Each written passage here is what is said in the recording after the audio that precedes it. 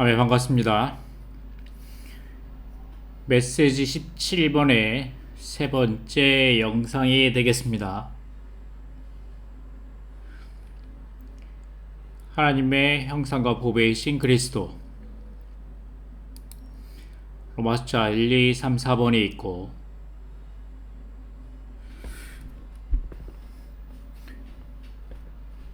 이 영상을 만들면서 많은 생각을 하게 되는데, 이미 매주 그 주에 아침붕 양식의 말씀을 올린 지도 이미 한 6개월이 넘어갔습니다. 이 6개월 동안 나름 매주 이 영상을 만들어 유튜브에 올리고 있습니다.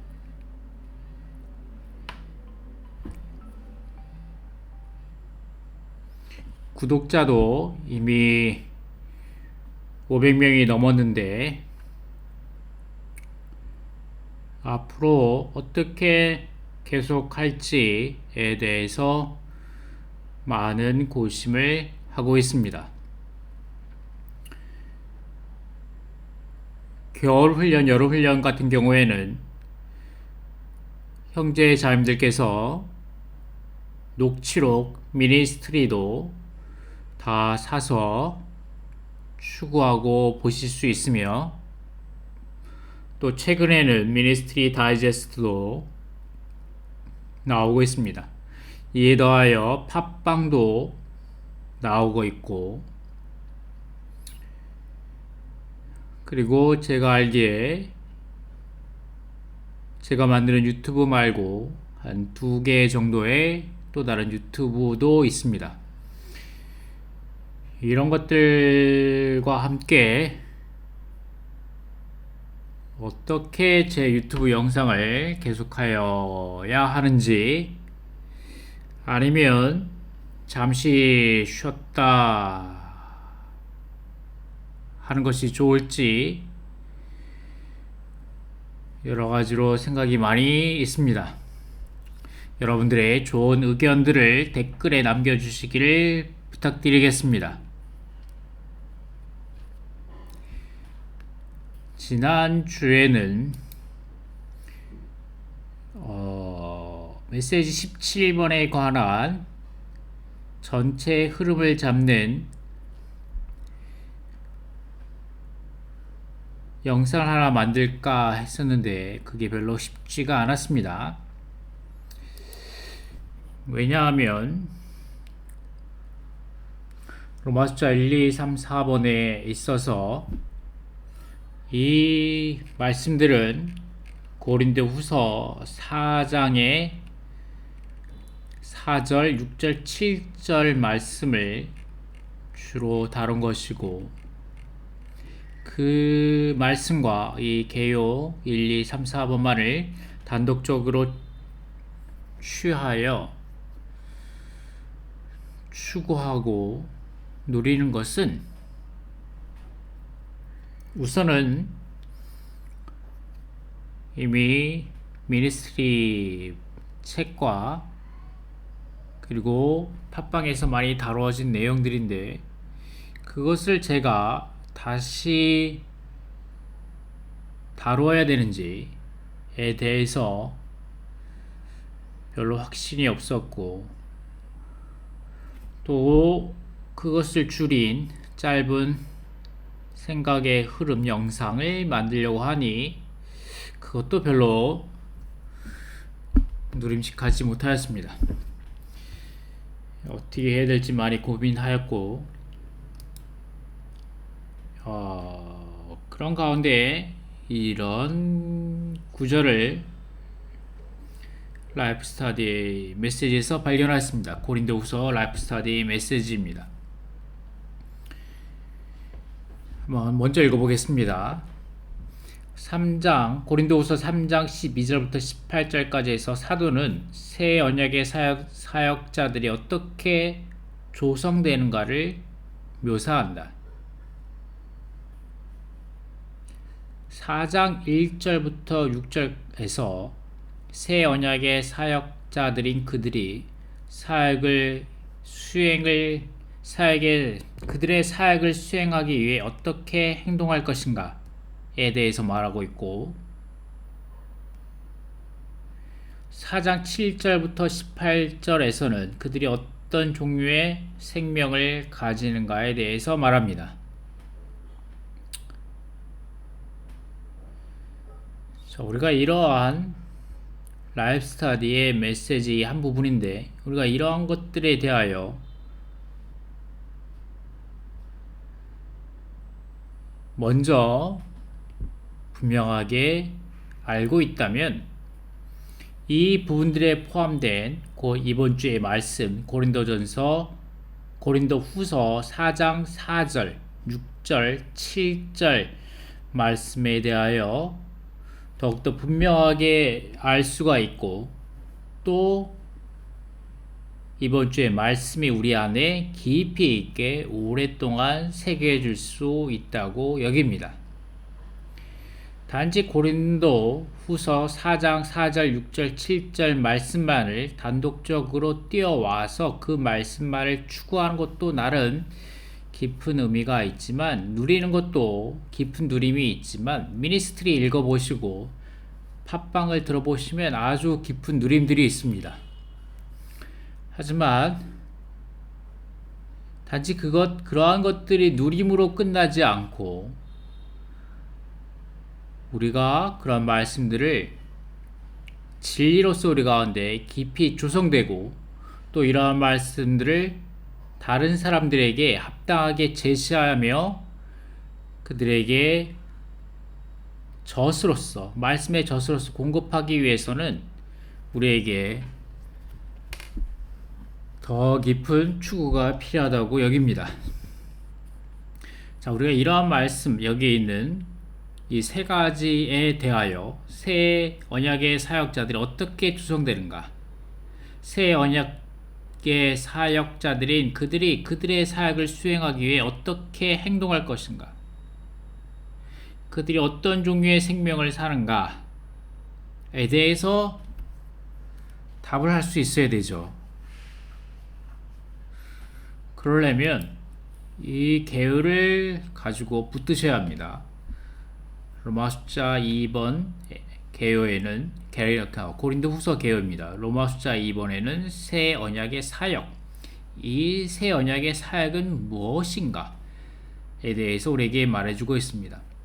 2장 12절부터 3장 11절 말씀 A, B, C로 나눠준데 새 언약의 사역의 그 승리와 효과 그리고 그 기능과 자격 그리고 그 영광과 뛰어남은 무엇인가? 그리고 로마 숫자 3번에 새 언약의 사역자들, 이 새 언약의 사역을 수행하는 새 언약의 사역자들은 어떠한 사람들인가? 그들은 첫 번째로 어떻게 조성되는가? 생명을 주며 변화시키는 영이신 주님에 의해 주님으로 조성된다는 거죠. 새 언약의 사역자들이. 그리고 두 번째는 그리스도의 복음에 빛이 빛나도록 처신한다. 세 번째는 질그릇 안에 있는 보배의 능력으로 십자가에 못 박힌 생활을 하여 부활 생명을 나타낸다. 이것이 방금 전에 봤던 새 언약의 사역자들 어떻게 조성되는가? 어떻게 조성되냐면 생명을 주시며 변화시키는 영이신 주님에 의해 주님으로 조성된다는 거죠. 그리고 두 번째, 그들이 그들의 사역을 수행하기 위해 어떻게 행동할 것인가는 그리스도의 복음이 빛나도록 처신한다. 세 번째, 그들이 어떤 종류의 생명을 사는가에 대해서는 질그릇 안에 있는 보배의 능력으로 십자가에 못 박힌 생활을 하여 부활 생명을 나타낸다 라는 것으로 대답할 수 있다는 거죠.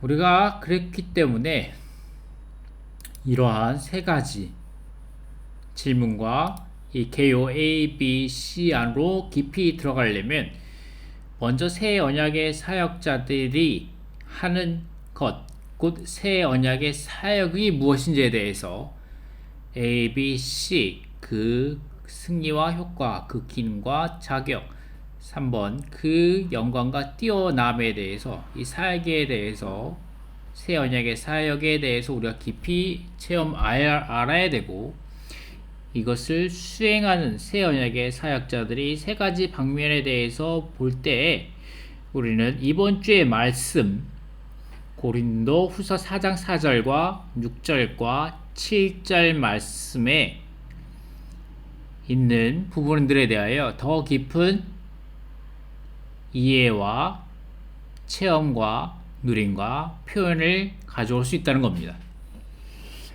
또한 2번, 3번을 들어가려면 먼저 이 서문, 인사말, 하나님의 위로, 사도들의 자랑, 사도들의 방문에 관하여라고 말하는 이 서문, 이 긴 서문, 1장 1절부터 2장 11절까지 이어지는 이 고린도 후서의 서문에 대하여 어느 정도 이해하고 들어가야만이 왜 사도 바울은 에베소서에서 고린도에 있는 교회들에게 이러한 편지를 썼는가? 왜 새 언약의 사역과 새 언약의 사역자들에 대해서 말하고 있는가에 대해서 이해할 수 있습니다. 이러한 것들을 이해할 때 이번 주에 말씀 안으로 깊이 들어갔고, 그리고 이런 것들, 이런 말씀들이 여러분의 장기 기억에 남을 수 있고, 그런 장기 기억으로 바탕으로 말미암아 여러분 자신들이 환경과 또 빛에 따라서 그런 말씀들이 여러분에게 주관적으로 여러분에게 말씀하실 것이고, 또 필요가 있는 성도들에게 말씀을 공급하여 줄 수 있을 것입니다. 자, 그렇기 때문에 이번 주에는, 이번 영상에서는 먼저 이 서문에 대해서 들어가도록 하겠습니다. 고린도 후서 서문. 바울은 어떻게 이러한 고린도 후서를 쓰게 되었는가에 대해서 먼저 간략하게 살펴보는 시간을 갖도록 하겠습니다. 이것이 고린도 후서 서문의 개요입니다. 자, 한번 고린도 후서 라이프 스터디 말씀 메시지 1번입니다. 함께 읽어보기 원합니다. 고린도 후서는 매우 긴 머릿말을 가진 독특한 책이다.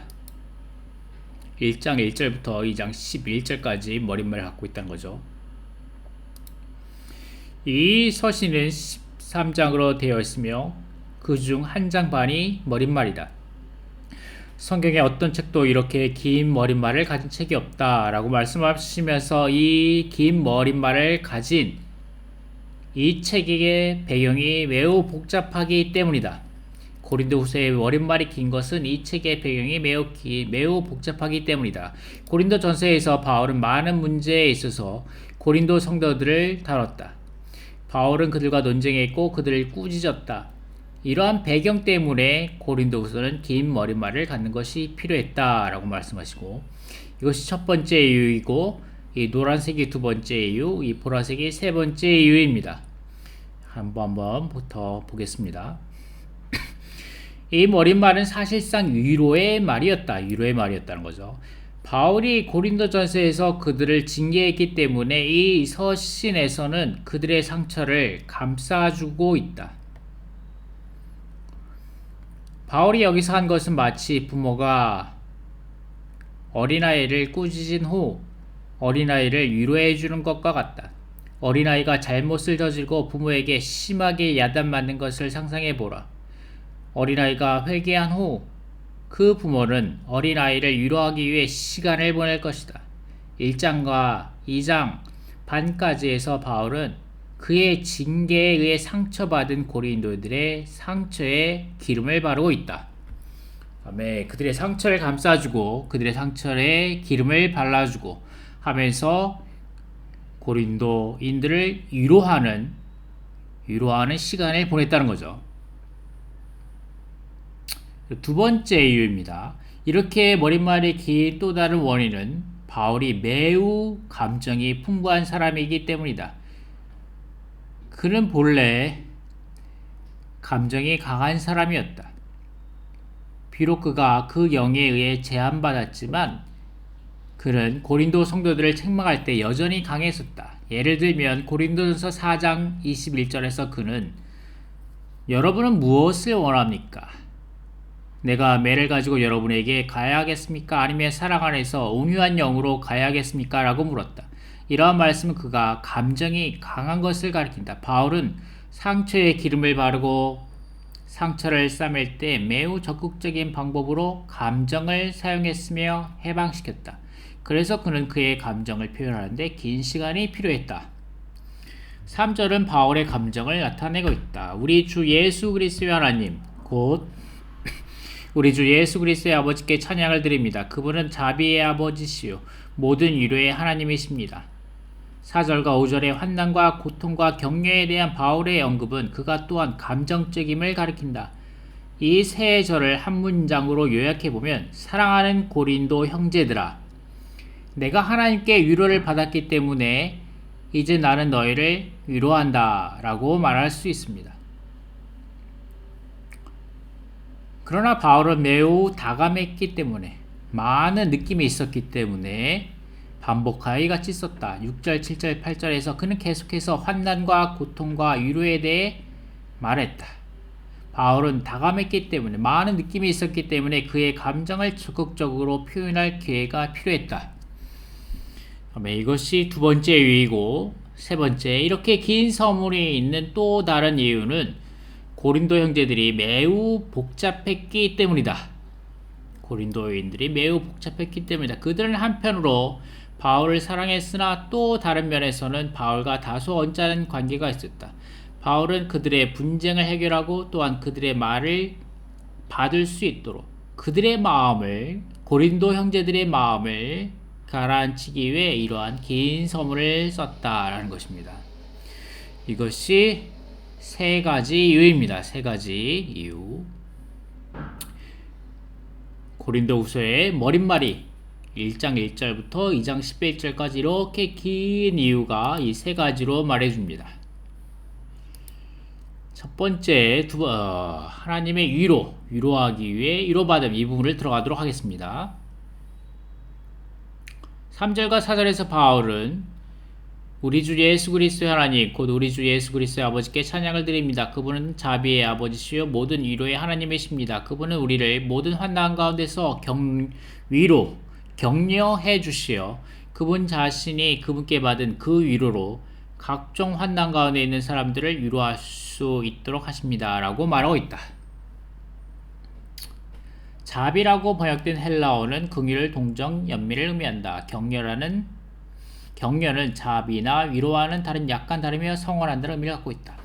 자비의 아버지시여 모든 격려의 하나님이라는 그러한 칭호가 여기에서 하나님께 쓰여진 것은 이 서신이 고린도의 믿는 이들의 회개로 인해 사도가 위로와 격려를 받은 후 그에 의해 쓰여진 위로와 격려의 서신이기 때문입니다. 바울은 4절에서 우리로 하여금 하나님께 받은 위로로서 모든 환난 중에 있는 자들을 능히 위로하게 한다고 말하고 있습니다. 먼저 우리는 하나님의 위로를 체험해야 합니다. 먼저 형제 자매님들, 우리는 하나님의 위로를 체험해야만 합니다. 그런 다음 우리는 하나님부터 체험한 위로를 가지고 다른 사람들을 위로할 수 있을 것입니다. 그러므로 우리는 다른 사람들을 위로할 수 있도록 위로를 받는 것입니다. 이것은 체험이 필요합니다. 우리가 체험할 때 우리는 다른 사람들을 위로하는데 필요한 영적 자본을 갖게 됩니다. 아멘. 우리가 체험할 때 우리는 다른 사람들을 위로하는데 필요한 영적 자본을 갖게 됩니다. 만일 여러분이 하나님에 의해 전혀 고통받거나 위로받지 못했다면 여러분은 다른 사람들을 위로할 수 없을 것입니다. 당신의 위로의 말은 공허할 것입니다. 먼저 우리 자신은 반드시 주님의 유익을 위해 고통을 받아야 하며 그런 후에 하나님의 위로와 격려를 받게 됩니다. 그때 이러한 체험은 다른 사람들을 위로하기 위한 영적 자본이 될 것입니다. 이러한 방법으로 우리는 위로받고 또한 다른 사람들을 위로합니다. 와, 이것이 라이프 스타디 말씀입니다. 아멘.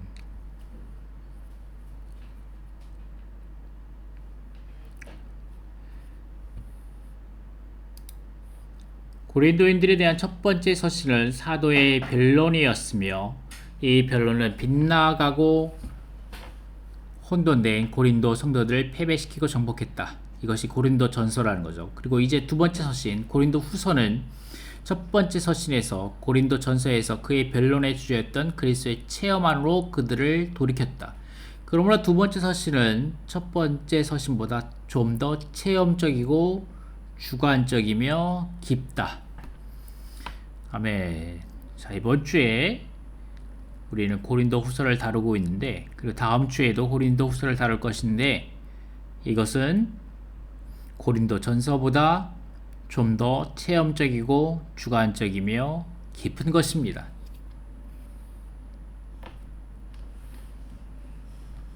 심지어는 이런 말씀들을 체험하기 위하여 하나님 우리에게 고통받는 어떤 환경을 허락하실 수도 있습니다. 그리고 그 가운데 우리는 하나님의 위로를 받고 그것으로 말미암아 그것은 우리에게 필요한 영적 자본이 될 것이고, 그런 영적 자본을 풍성하게 갖고 있는 형제 자매님들은 다른 사람들을 위로할 수 있는 그러한 영적 자본을 갖게 되는 것입니다. 이러한 말씀들은 단지 어떠한 진리만을 배우고 아는 것으로 끝나는 것이 아닌 좀 더 체험적이고 주관적이며 깊은 말씀입니다. 첫 번째 서신에서는 고린도 전서에서는 그리스도와 우리 영과 함께한 그 영과 교회와 은사들이 중요한 주제로 다뤄져 있습니다. 두 번째 서신에서는 고린도 후서에서는 그리스도와 우리 영과 함께한 그 영과 교회가 좀 더 발전되어 있으나 은사는 언급되어 있지 않습니다. 은사들은 이 책에서 고난과 소모시키는 압력과 십자가의 죽이는 역사를 통한 그리스도의 풍부한 체험에 의해 조성되고 산출되고 형성된 그러한 사역으로 대치됩니다. 아멘. 그래서 우리 많이 말하죠. 사역은 계시에 더하기 고난, 소모시키는 압력, 십자가에 죽이는 역사를 통한 것이다 라고 많이 말하죠. 사역은 계시에 고난과 압력과 죽이는 역사가 더해졌을 때에 산출되는 것입니다. 고난과 소모시키는 압력과 십자가에 죽이는 역사를 통한 그리스도의 풍부한 체험에 의해 조성되고 산출되고 형성된 그러한 사역으로 대치됩니다. 자, 이것이 고린도 후서에서 다루는 내용입니다. 두 번째 서신에서는 십자가의 죽음이 어떻게 역사하며, 자, 이 부분입니다. 이것이 10번에서 다루어집니다. 질그릇 안에 있는 보배의 능력으로 십자가에 못 박힌 생활을 하여 부활 생명을 나타낸다고 합니다. 우리가 이번 주의 말씀에서 보배, 그리고 질그릇, 그리고 보배의 능력에 대해서 말하는데, 우리가 이것의 목적은 무엇인가? 질그릇 안에 있는 보배, 그리고 그 보배의 능력은 무엇을 목적으로 하는가? 그것은 십자가에 못 박힌 생활하여 부활 생명을 나타내도록 하는 것입니다. 그리스도가 우리 존재 안으로 어떻게 역사하여, 자, 이 부분은 생명을 주시며 변화시키는 영이신 주님에 의해 주님으로 조성된다는 거죠. 그리고 또 우리가 어떻게 그리스도의 표현이 되는지 이 부분은 C, B번 그리스도의 복음이 빛나도록 처신한다는 겁니다. 그 모형을 보여준다. 아멘. 고린 두 번째 서신에서는 이 세 가지 것을 다루며 그 모형을 보여준다는 것입니다. 이것들은 그리스도의 사역자를 조성하고 하나님의 새 언약을 위한 사역을 산출한다. 아멘. 사역자들을 조성하고 사역을 산출하는 것입니다. 아멘. 이것이 고린도후서의 내용입니다. 여러분이 이러한 커다란 그림을 가지고 이 말씀을 묵상하면서 이 새 언약의 사역 그리고 새 언약의 사역을 수행하는 그리스도의 사역자들로 조성됨. 이러한 맥락을 가지고 이번 주의 말씀 고린도후서 4장 4절, 6절, 7절 말씀을 보셔야 합니다. 그럴 때 고린도후서 이번 주의 말씀이 여러분 앞에 이번 주에 이 말씀, 이번 주에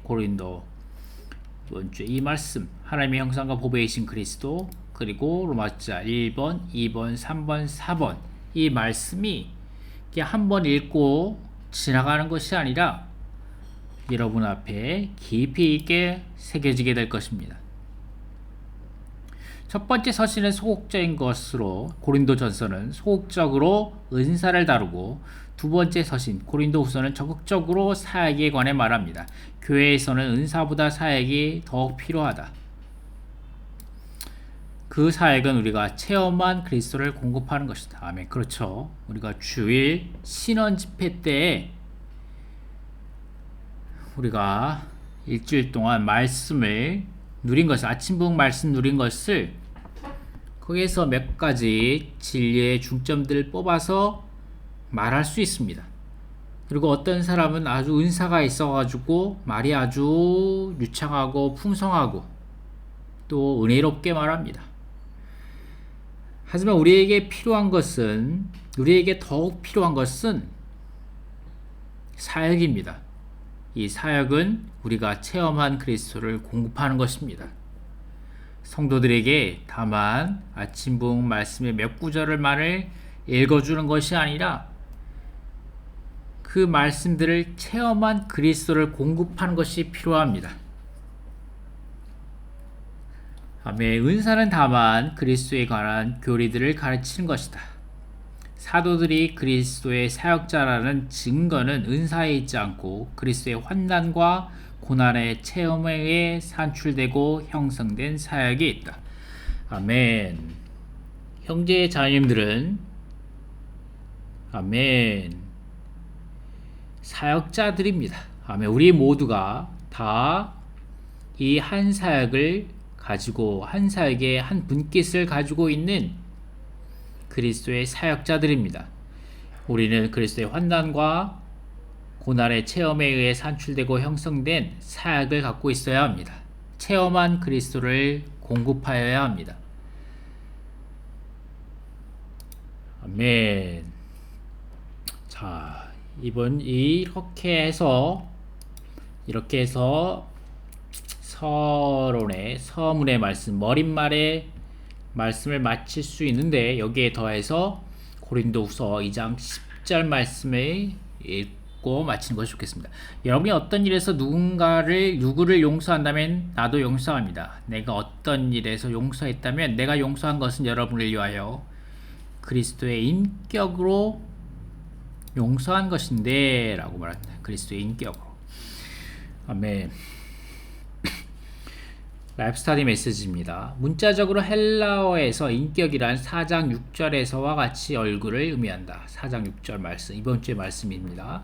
4장 6절에서와 같이 얼굴을 의미한다. 그것은 모든 인격을 나타내는 내적인 느낌과 내적인 생각과 느낌의 지시, 인덱스, 지시로서의 모습인 눈 주위의 부분이다.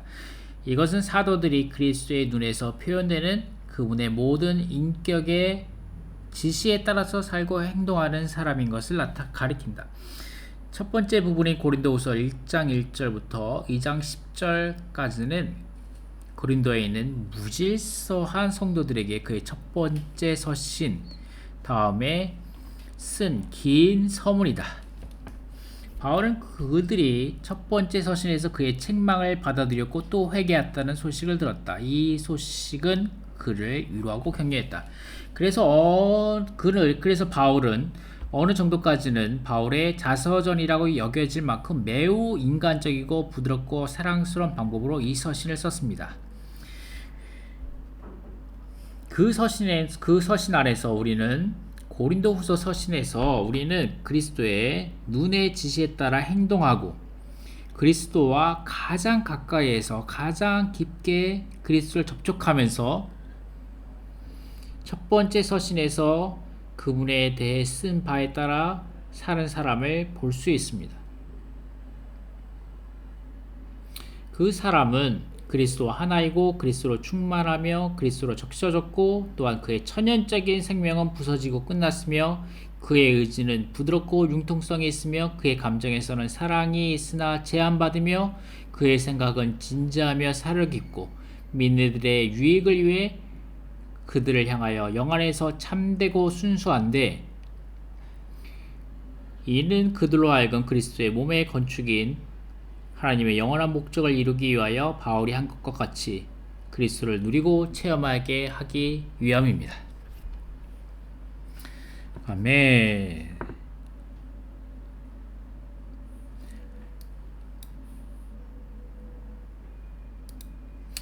우리는 여기에서 인격이란 단어가 전체 인격을 포함하는 사람의 생각과 느낌의 지시의 부분인 눈 주위의 얼굴 부위를 가리킨다는 것을 지적했다. 눈 주위의 얼굴 부분. 아멘. 눈 주위의 얼굴 부분을 가리킨다. 만일 당신이 어떤 사람이 당신을 향해 어떻게 느끼는가를 알기 원한다면, 즉 그가 기뻐하는지 언짢아하는지 만족해하는지 또는 불만스러워하는지를 알기 원한다면 당신은 일반적으로 그의 얼굴을 보지 않고 사람의 생각과 느낌의 지시가 되는 눈 주위의 부분을 볼 것이다. 바울이 죄를 범한 형제를 용서했을 때 그는 주 예수님의 눈의 지시를 바라봄으로써 그렇게 했다.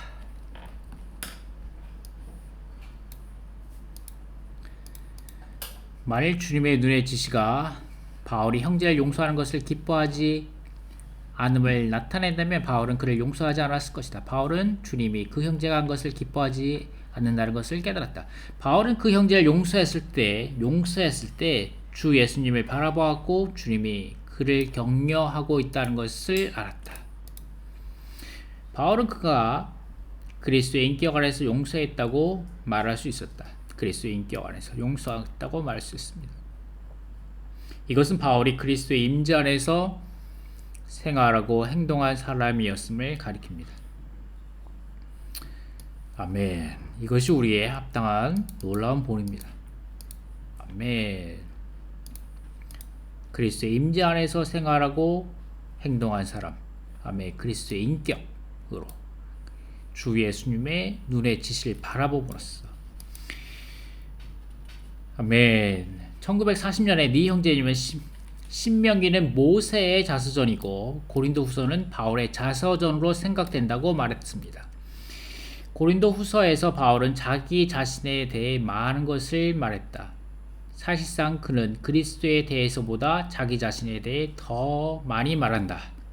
자, 이 부분이라는 거죠. 그리스도의 눈의 지시에 따라 행동하고 그리스도와 가장 가까이에서 가장 깊게 그리스도를 접촉하면서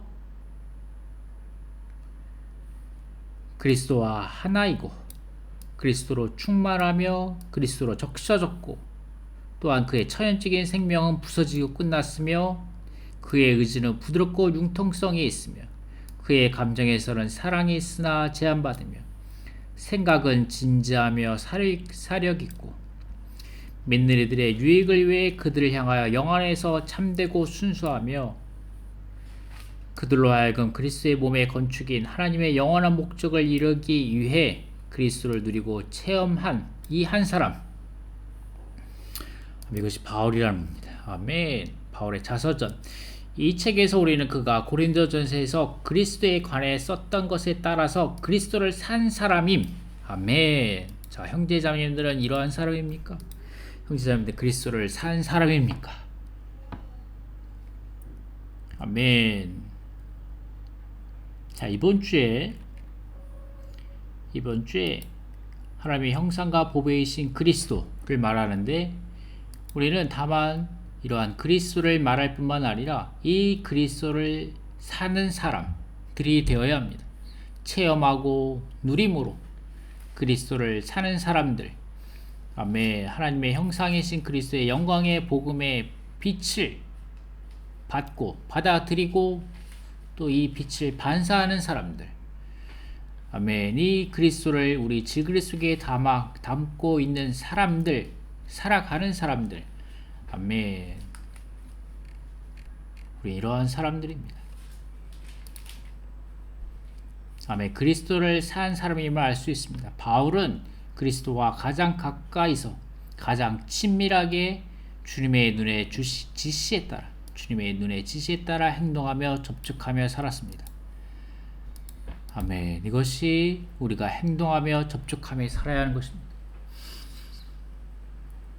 그런 진실로 그리스도와 하나였고, 아멘. 그리스도와 하나였고, 그리스도로 적셔지고, 그리스도로 충만된 사람이었습니다. 아멘. 형제자매들, 우리 이러한 사람들이 되기 바랍니다. 그리스도와 하나였고, 그리스도로 적셔지고, 그리스도로 충만된 사람. 항상 그리스도와 가장 가까이서 가장 친밀하게 주님의 눈에 지시에 따라 행동하며 접촉하며 사는 사람들, 아멘. 이러한 사람들은 무엇입니까? 내가 용서한 것은 여러분을 위하여 그리스도의 인격으로 용서한 건데 라고 말하면서 여기 대해서 용서에 대해서 말합니다. 이것이 고린도후서 2장 10절 말씀이고, 그 다음에 2장 11절 말씀도 중요합니다. 그것은 우리가 사탄에게 이용당하지 아니라는 것입니다. 우리가 사탄의 계략을 모르는 것이 아닙니다. 라고 말하죠. 아멘. 그것이 무엇입니까? 용서한다는 것입니다. 용서. 나도 용서합니다. 아멘. 그리스도의 인격으로 용서한다는 것입니다. 그것은 우리가 사탄에게 이용당하지 않으려는 것입니다. 우리가 사탄의 계략을 모르는 것이 아닙니다. 이 절은 악한 자인 사탄이 모든 일에 배후에 있으며 모든 것 가운데 역사한다는 것을 알려준다. 여기서 생각으로 번역된 헬라어는 계획, 음모, 고안, 계략, 설계, 책략, 의도, 목적 등을 의미합니다. 교회 생활 안에서조차 사탄은 배후에 숨어 있다. 형제를 용서해주는 문제가 단지 교회와만 관련되고 사탄의 책략에는 관련되지 않는다고 생각하지 말라. 그와 같은 문제 뒤에는 사탄이 웅크리고 있고 그의 악한 계획을 수행하기 위한 길을 찾고 있으며 약한 자들을 삼키려 하고 있다. 이 구절들에서 우리는 바울이 인간적이고 영적이고 깨어있는 사람임을 알 수 있다. 그는 친밀한 방법으로 성도들을 돌보았고 그리스도의 지시 안에서 생활했으며 교회 생활에서 배후에 숨어있는 적의 간교한 음모에 관해서 항상 경계하고 있었다. 우리는 모두 바울에게서 성도들을 돌보며 그리스도를 살고 적의 간교함을 알아차리는 것을 배워야 한다. 아멘. 형제자매님들, 아멘. 주위의 형제자매님들을 용서하시기 바랍니다. 아멘. 같은 한 지방교회 안에 오랫동안 생활하다 보면 서로가 서로에게 아멘 많은 부분에 있어서 걸려 넘어지게 하는 부분들, 마음이 상하게 하는 부분들이 많이 있을 것인데 마음이 상하지 않는 자는 복된 자입니다. 아멘. 또한 우리가 그리스도의 인격으로 그리스도의 얼굴을 바라봄으로 형제자매들을 용서하셔야 합니다. 그리스도 안에서 동일한 사랑으로 서로를 사랑하셔야 합니다. 아멘. 어쨌든 우리가 이번 시간에 서문의 말씀을 살펴보았습니다. 이런 세 가지 배경으로 아멘. 바울은 위로의 말을 할 필요가 있었다. 아멘. 고린도후서 고린도인들이 그들의 징계의 말씀을 따끔하게 꾸짖는 말씀을 했기 때문에 그들을 따뜻하게 상처를 감싸줄 상처에 기름을 발라주고 상처를 감싸주는 위로의 말을 할 필요가 있었다. 그리고 바울의 감정이 매우 풍부했었다.